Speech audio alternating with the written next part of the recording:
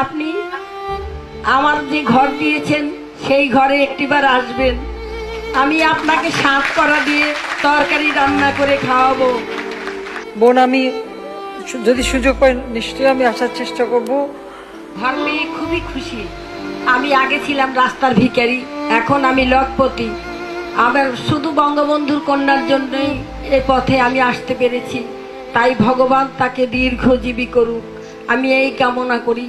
আর কামনা করি আমার বঙ্গবন্ধুর আত্মা, আমার মা শেখ মুজিবুর নেতার আত্মা যেন শান্তি পায়, তারা যেন স্বর্গ থেকে দেখতে পায় যে আমরা সুখী হয়েছি। এবং আরো একটি কথা, আমি এখনো আপনার জন্য একটি করে 2 টাকা দামের বাতি জ্বালাই।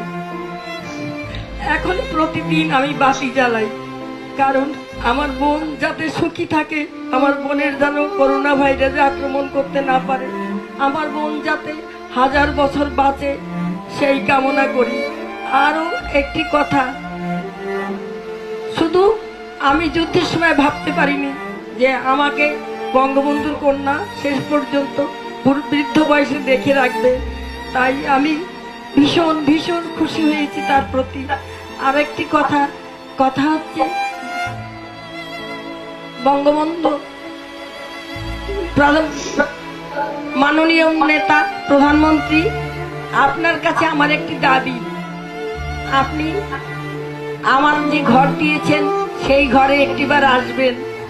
আমি আপনাকে শাঁখ করা দিয়ে তরকারি রান্না করে খাওয়াবো। আপনি খুব ভালো বক্তব্য রাখছেন, আমার আন্তরিক শুভেচ্ছা নেবেন। বোন, আমি যদি সুযোগ পাই নিশ্চয়ই আমি আসার চেষ্টা করব।